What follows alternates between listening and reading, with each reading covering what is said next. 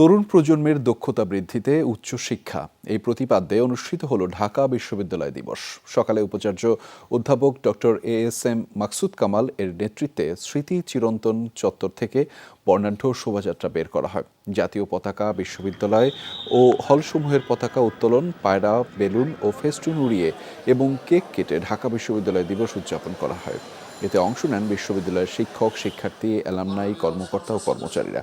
আলোচনা সভায় স্পিকার শিরিন শারমিন চৌধুরী বলেন, যে কোনো চ্যালেঞ্জ মোকাবেলা করে জ্ঞান আহরণের জন্য তরুণদের প্রতি আহ্বান জানান তিনি। এ সময় উপাচার্য জানিয়েছেন, আগামীর ঢাকা বিশ্ববিদ্যালয় কেমন হবে তার রোডম্যাপ তৈরি করা হয়েছে।